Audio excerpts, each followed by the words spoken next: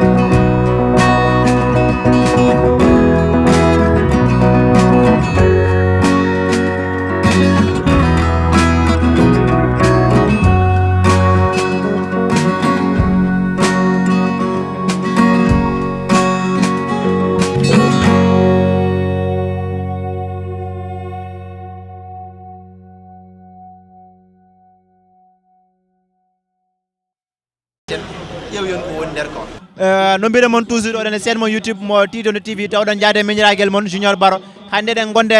rapport mo ganduɗa hay goto wattama présenté e nder milieu hip hop pular Mambour walla mbiya Mr Mas mam min calminima a salmitam a ziyaram minne mi salminima kono noon mam hande min gari min tawima ɗo e Doudou Seck mam ne ƴetti 16 mum e jooɗi banggue ne jooɗi quoi mam amin mbaɗa andude hande holko wonno ɗo koyɗe ma wonno ɗo koyɗam ko juuɗam jagga micro mi yima kam invité ado bon mi ari guinnane mi dari après ƴettum chaise mi concentre en attendant mi joue machallah en attendant joue haɗima noddede beele hande min mbawi andude holko min paddata mam dow sen sona rap mi bacce ɗum rek mi yimat rek mi rappat tan patta tan ko rap mais sahaji min mbayri yiide mam holto wonno ma nan ɗo rek walla Nouakchott Dakar Nouakchott coin jam tan machallah mam projet ji holto tolni oɗo instant hol projet gonat projet ja heewi mine projet double album amen padade ha joni o nane juuɗe producteur o so yaltini e min meɗen e EP meɗen e mixtape e meɗen kadi e goɗɗum ka anda ɗum noon machallah wene goɗɗum ha heewi koɓe anda mam min calmini min beltanima wonni mi weltata no feewi kadi waddudema interview merci beaucoup e no mbiɗen mun ha joɗoɗen e direct e Tidono TV tawɗon jaade miñiragel mon Junior Baro taw ko ɗo e Doudou Seck 7e édition mo iba men caaɓe leñol en gari en tawi ɗo bandiraɗo debbo ɗo sista min calminima min nanimama indema e yettode ma mi salminima Junior Baro mi salmini dendagal pulagu ngu foof o ko Ria Pullo pourcentage machallah Ria Pullo min jima joni ko mbaɗɗa dow chaine ko Ria machallah dande nde ne weeli machallah Ria ne wawi yimde beele min mbawno andude holko adduno hande Ria ɗo e Doudou Seck bon garangalam ɗo vraiment addi kam ɗo ko frère o iba men ko neɗɗo moƴƴo no fewi kadi kala ganduɗomi min Ria Pullo en andiri kam e iba men ko neɗɗo jeeyaɗo e ɓurɓe pusdemi yomi wat musique kadi ko neɗɗo jagguɗo e carriére am no fewi malgré mi wona ɓoyɗo hen donc kanko noon so hewni mi wawa wasde arde ɗo ene waddemo vraiment waddemo soutenir jarnudemo e aussi e wadde représenté aussi pulagu ngu machallah Ria min jii ko mbaɗɗa dow chaine to ko kadi Ria kadi min nani amin mbi aɗa wiɗo joni ko naɗa e musique ɓoyani beele amin mbawno andude ko riya ko naate musique o musique no wayi mettude ni côté worɓe sa mi haalani haala côté rewɓe no riya wurti ɗum ɗon bon lawol ngol ene metti welani kono noon ala no waɗe nde wonno neɗɗo sa felliti suɓade meccal a yahane maggal tan ha gasa e wona noon ne weeli welani mais bon comment faire min jaggu hen tan parce que ko ɗum min jiiɗi kadi ko ɗum min jogui min ngala ko wona musique min guurani ko wona musique machallah ɓe ngala ko wona musique ɓe guurani ko wona musique ɗum noon holko heddi enen ballemɓe ganden musique no mbiyatemi toujours musique wona fijirde musique ko hunde ganduɗa ko passion neɗɗo so yiiɗi hunde foti ko walleden ɗum noon kamɓe ɓe jiiɗi ɓe balle hen poti walleden hano hannirta ni ɗum noon toujours no mbiremi ni oɗon jaade miñiraguel moon Junior Baro taw koye ɗo directé Doudou Seck 7e édition IBA men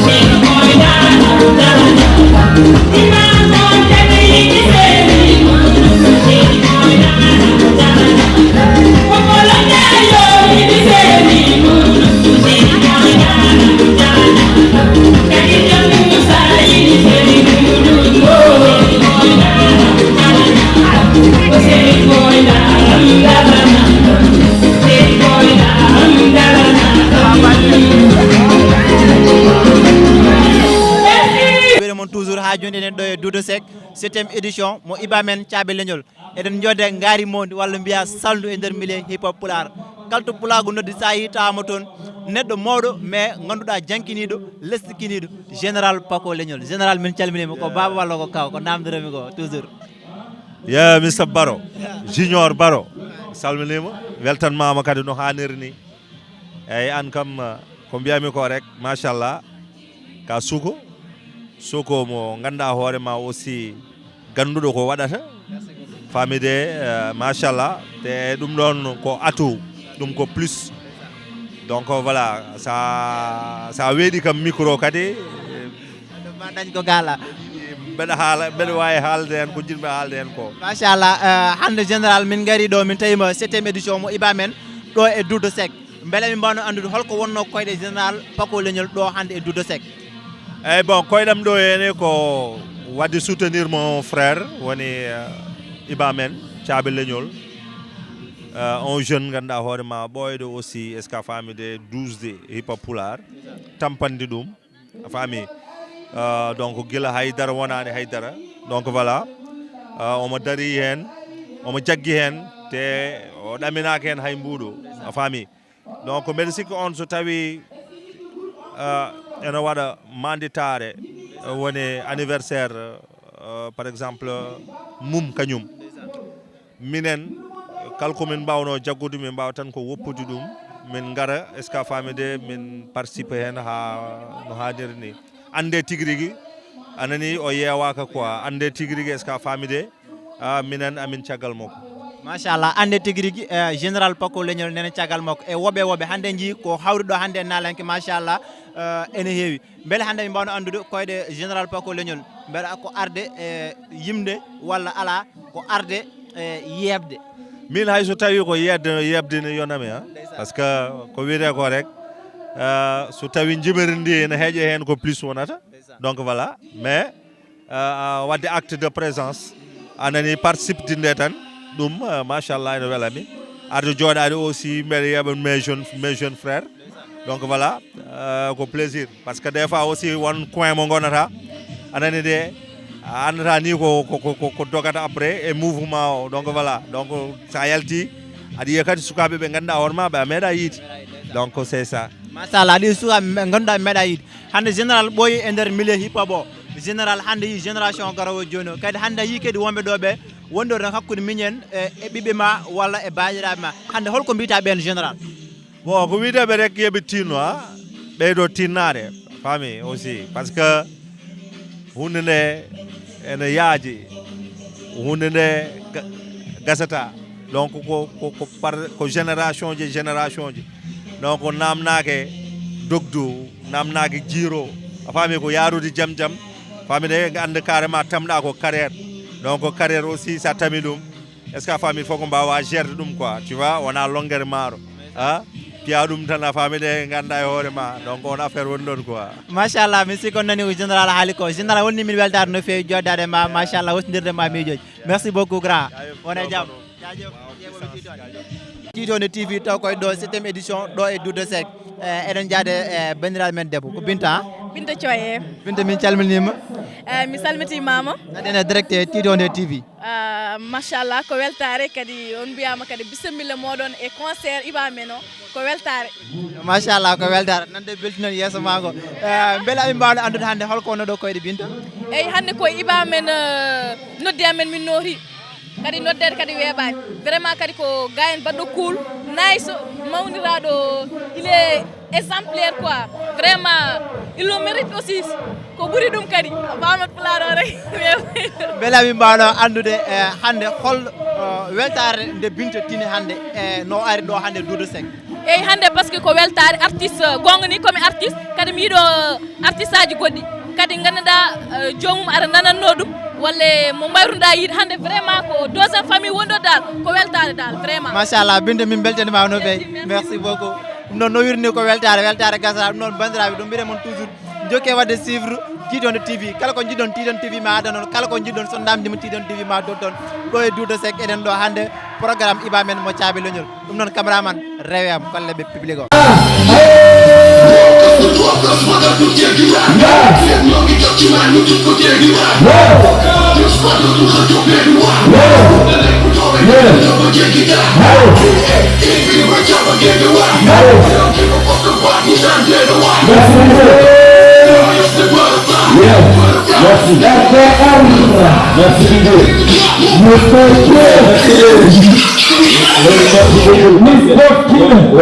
musical min mbalax ma min fuddinoɓe weltare hayni kadi ɗoɗuɗanino laatale plus rapidement on enchaîne avec Sango Africa oui Sango Africa le vétéran des vétérans on wona ko ancien combattant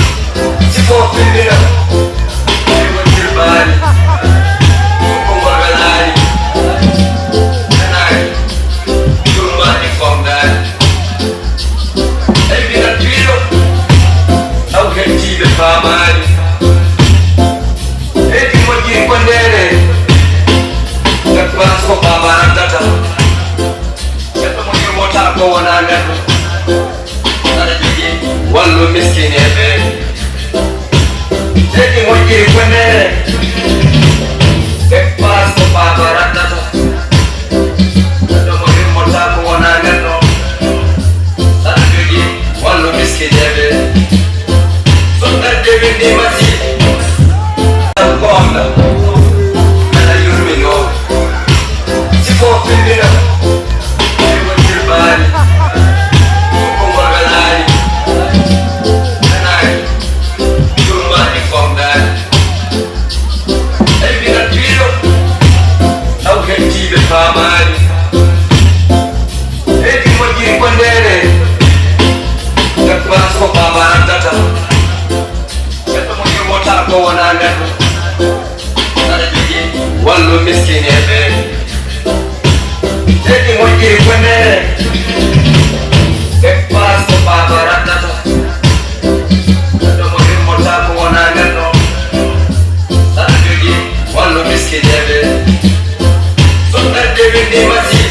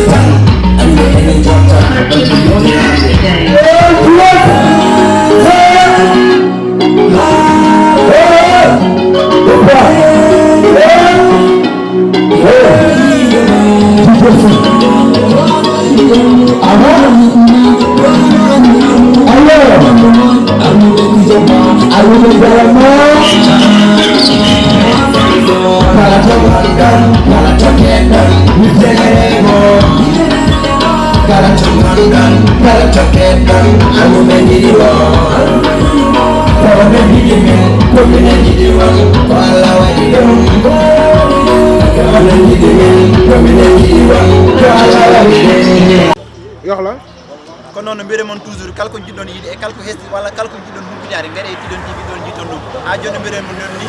eɗen damal Doudou Seck oɗon jaade miñiraguel moon Junior Baro tawa eɗen jaade gorko pullo jontaɗo woni MC Ba pullo MC Ba min calmini ça va jaajëf Junior weltanama en belto Tidon TV waɗi piga aussi DJ Dou merci beaucoup DJ Dou merci beaucoup min calminima hami mbawno hande holko andude holko koyɗe MC Ba pullo min gari min deyima ɗo e damal Doudou Seck ok donc hande koyɗe men ko mbeɗa sikki koyɗe pulago foof woni Iba men kanko woni caɗumen j'espère que so noddi kala ɓi pullo fotani hedde hen caggal par ce que mbeɗa sikki so tawi wiyama hippo pular ɗo e Dakar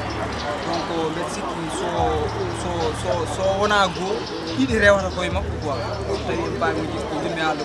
ko real niggas et puis ko neɗɗo kadi ittan artiste en ko gueɗal quoi donc artiste no mbawɗa fodde no mbawɗa fotir fof sottene gueɗal ngal ha timma saabu sa ari ɗo hay sinno sahaji aɗi artiste ɓe ganduɗa gummo Fouta gara ɗo pour animateur men mbaɗu men akire ɗeɓa sattude seeɗa quoi mais kanko ala oɗon probléme souvent witta ko hollirde jomum en donc fawde soowude mumen quoi et puis ɓe sikki ɗum ɗon hip hop sohli quoi ɗum tan saabi kanko saabi hen garden ɗo machallah kala ko waɗi fayida meɗani mbaɗa hande holko MC Ba faddani min dow sen non hande ɓuurata par ce que yimɓe ne gandi MC Ba ko bandi bindi walla kuɗol donc bandi bindi ko Thomas Sankara alomde baba ɓe ɗinirimi machallah halima ko général Fogole ɓe ɗinirimi ɗo wadde jarani ha mais holko saabi rabbuji kala moɓe namdal yo wuurde ko wona ko noon wadde ndosu hoore laamima ɗimoro o feere boni bojji fulɓe gawima ila toɓani kono fuɗi laamu fulɓe gacce Fouta min nanguiraka no fotiri mayɗo heege wonko waɗa ko wona lomtade machallah ko heddi ko rendez-vous dow seeɗa merci beaucoup grand kono noon bandiraɓe toujours mbiyatmi oɗon jaade Tidon TV taw koye ɗo e Doudou Seck oɗon jaade guiɗe moon seeri moon miñiraguel moon Junior Baro en gari en tawi ɗo bandiraɗo debbo ɗo e nder Doudou Seck bandiraɗo debbo min calminima en mbawno andude indema e yettode ma e bonon gara salminama o ko Tulli Sarr on debbo Maloure Kedele kadi sa yi min gari ɗo par ce que Iba men ko gorko moƴƴo mo ala probléme no Iba men sa yi ɗum ɗo fof waɗum noon ko wala probléme kadi ko jiiɗa fof ko fijide jaleɗe ɗum noon yo Allah junno ha juuɗa machallah mais hande amin mbawno andude Tulli holko adduno ɗum ɗo hande no sa yi kadi min gari ɗo min ɓooyide arde ɗo waɗi ko sabi waɗi sababu sa yi mi ari ɗo kadi ko Iba men tagi mi arde ɗo par ce que ngo rawan ngol to dañani arde woni hikkano inchallah ɗum tagi mi ari ɗo Tulli Amadou walla Tulli Lougaɗo walla Tulli holko waɗata mino mbaɗa komi jumeau komi artiste kadi komi comédien kadi jeu théâtre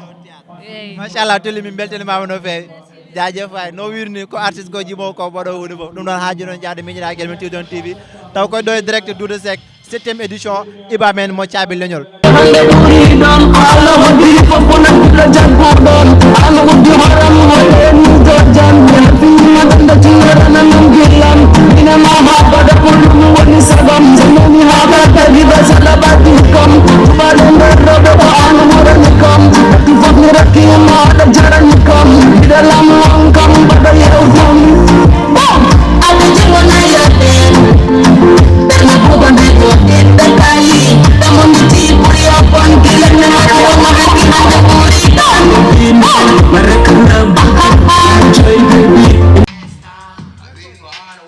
ya bandiraɓe mbiɗen mi ha joni enen programme Doudou Seck 7e édition kono noon bandiraɓe no mbiɗen ha joni eɗen programme Doudou Seck caabe leñol mo Iba men 7e édition taw ko ɗo e Doudou Seck eɗen dardi hande gorko pullo mo ganduɗa hay goto wattama présenté hande e nder milieu pulaar o grand min calmini min jurimama. Yo, what up? DJ Junior in the house. You already know what it is, we go hard in the paint. It's your boy Mo Melody. Got Mo Melody in the building, you already know. Mo Melody hande holon façon ganduɗa ko côté rabo walla ko côté théâtre walla Fof min ko musique o gidiron aɗen ko musique o gila 2008 a faami ko musique o guedda quoi avant théâtre ko ha joni kañum woni fofam mais aɗa andi rek théâtre uji film ɗum fof koye aro jeeya donc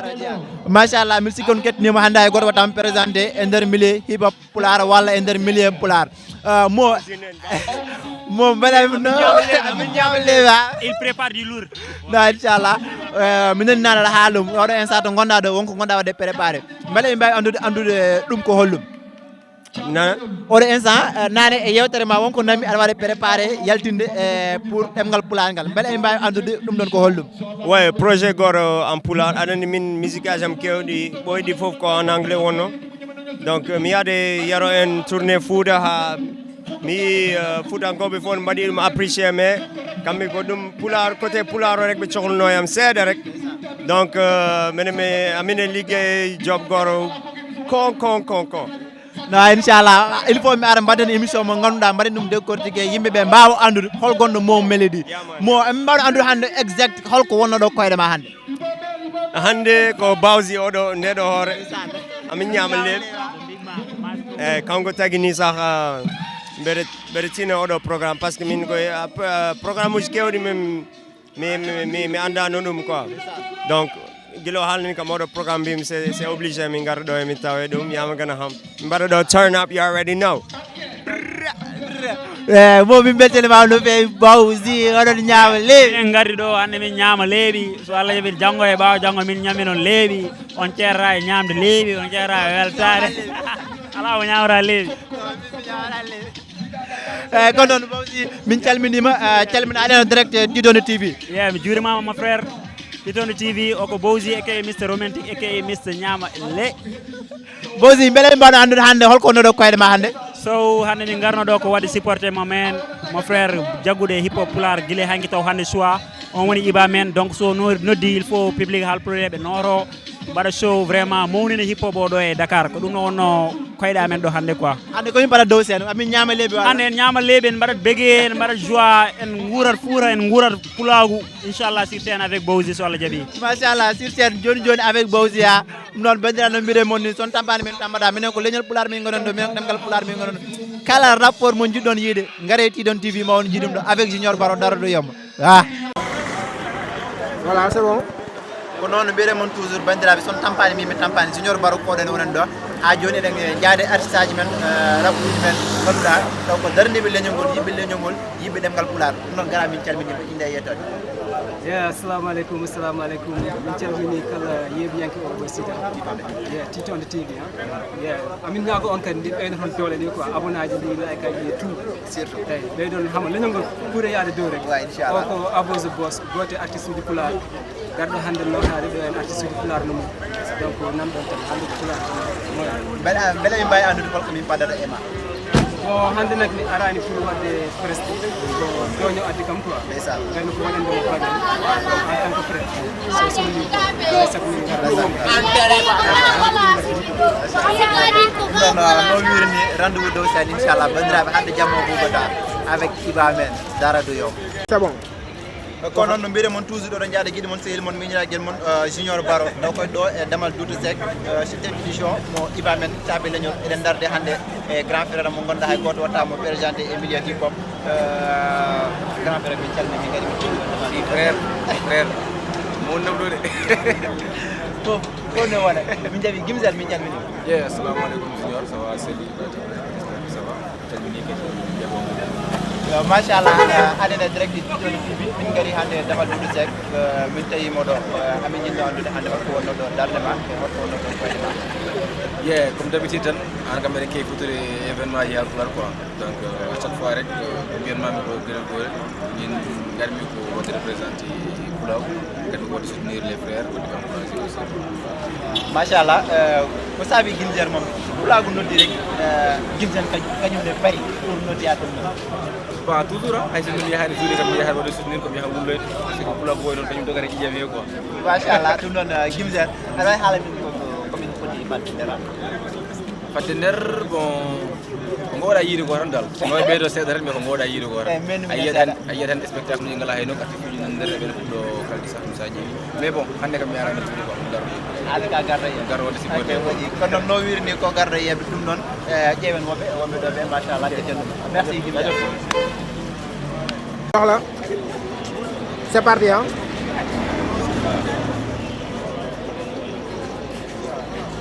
ko noon bandiraɗo mbiyre moon toujours ha joni oɗen e direct mo Titonde TV taweɗen gonde kadi mo ganduɗa guiɗi men sehil men machallah neɗɗo jiɗɗomi korsindomi doño min calmini min gari hannde min tawimi ɗo damal calminimo frère kadi ko weltade gara e rendez-vous tawa ɗon junior baro en déjà dari no mbaɗa leur job quoi déjà c'est une fierté vraiment ko weltade no fewi kiwi kadi inchallah hannde jamma ko vraiment weɓata nous sommes là machallah o wi hunde nde weɓata doño ndene projet mo ganduɗa projet mawɗo hay goto hannde wiita doño wona indi biyaɗo doño ko indi biyaɗo doño oppo ɗum ɗon ara noddo jammaji mbaɗiɗaji beele ɓe mbawno andude holko saabi aɗa andi ndeysan mbaɗa yinno toujours haalde yimɓe ganda ɗum aɗa andi minen min mbawi wiide komin oldi school uji tan min kaara ɗon quoi tande min goni hen emin jiɗanno ko way ni quoi mais en tant que artiste il faut pas être fouré au moulin wona artiste kadi mbanna hoore organisé hoorema sowuji mbaɗi ni mais Allah waɗi Iba men en gari mbaɗi imposé mbaɗi ɗo ligguey mbaɗɗo nice comme chaque hirande mbaɗa édition mo ganduɗa no mbaɗa exposé jeune talent ji mbaɗa exposé kadi mawɓe wonnoɓe ɗo ɓe ligguey men donc c'est une fierté min Allah wallu donc ligguey ko yesso inchallah jaɓɓi quoi inchallah ligguey ko yesso mbeɗa amin mbawi andude oɗo instant holɗo projet o ɗon way joni eɗen paɗa daɗo rek so Allah jaɓi le 6 mai inchallah donc mbaɗen noon jogui service commercial walla mbaɗa haala ala problème donc le 6 mai eɗen invité julɓe foof surtout ɓesgu fulɓe to ɗo jii hibab Guédiawaye à partir de midi eɗen mbaɗa open press en mbaɗa exposé kadi bakse uji ji quoi inchallah waji mbiyata weyten si quoi mais hannde komin paɗat nder doño goɗɗo doño maha ko doño holo couleur addande min hannde eyyi couleur show rek jiron ɗum hannde kadi couleur ganduɗa maturité message kadi ma nani hannde so Allah jaaɓi inchallah ɗum so haali ɗum mi jaɓat par ce que min wonko gandu men seeɗa ko hay soko seeɗa min liggidima makko hay soko seeɗa wonko jiimi ko hollimi ɗum noon bandiraɓe rendez-vous nder ha respect merci grand si elle est là plus rapidement on gagne du temps si c'est yaay demandé yëkkati ɗum ɗum ngabbunɗa naare ɗo ngabbuhin ɗon seeɗa mi ƴeewa nik dof killa artu ɗon mi ƴeewa si c'est yaay ɗon si elle est là plus rapidement on gagne du temps comme ça